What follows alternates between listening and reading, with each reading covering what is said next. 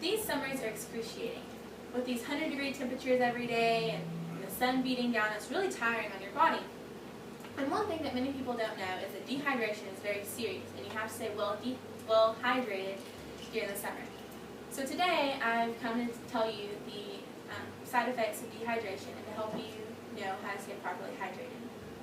I like to run, and one day I was at the track with one of my friends, and we were running together, and she stopped all of a sudden, and she's like, "I'm really dizzy, I'm cramping," and she had a headache. And so I said, "Well, what do you want me to do?" And so she's like, "Well, why don't you call your dad?" So I called my dad, who was a paramedic, and I asked him what was wrong. And he said, "Well, just take her home, and on the way, make sure the air is on, and make sure she drinks a Powerade on the way home. Tell her to go to bed, she's just dehydrated." And I was really confused because I thought when you were dehydrated, it was one of those things you had to go to the hospital and things like that. Well, it turns out it's not, and that's one thing I think many people don't understand. And C. Ruxton has an article called Promoting Hydration and Patience, and he talks about how even people that are laying in hospital beds have to have water at all times because they can still be dehydrated. And he talks about there are 3 different stages of dehydration. There's mild dehydration, moderate dehydration, and severe dehydration.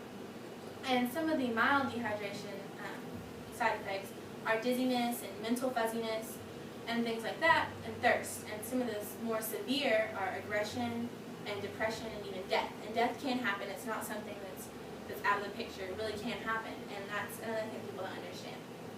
One thing that a lot of people don't get either is your dentist tells you don't drink Gatorade because it's bad for your teeth, but then you don't want to drink water because it doesn't taste as good, and you're tired and you want to drink something that tastes better.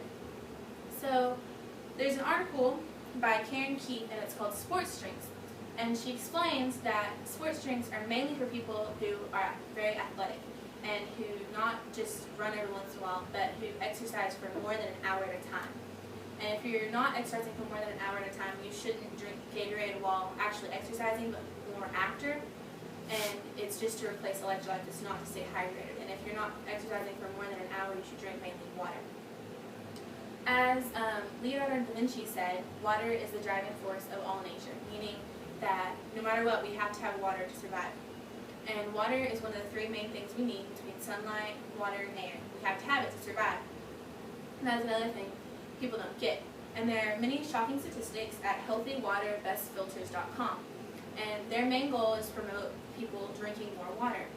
And the main page of their website is just facts about water and things like that. And the very first fact they have is that 70% of your body is made up of water.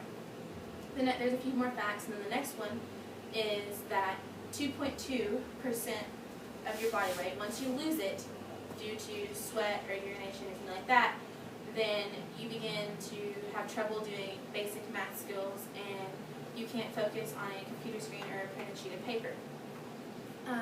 Also, there was a fact saying that for every 1% of body weight you lose, it's 10% of exercise performance that you lose also.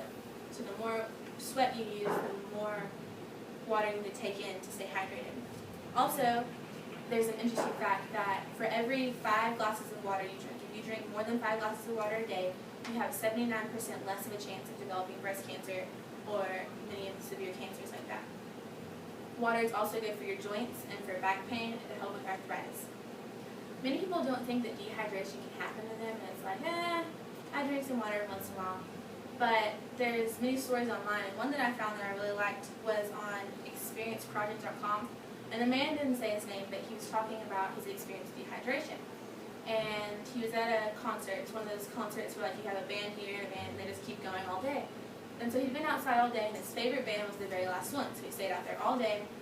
And right as the band started, he hunched over, his friend said, and he said he was cramping and he was really dizzy and he wanted to throw up. And within 30 seconds of him hunching over, he was passed out. And they took him to the hospital, and he ended up being okay, but it was really scary for all of his friends because they didn't know what was going on. And so that's one thing that I hope that you realize after today, is that it is summertime and it is 100 degrees outside. And I hope that you do, no matter if you're just going in the car, or if you're going to run, or just working on the lawnmower, I hope that you take a bottle of water with you to stay hydrated at all times and help survive this boiling summer.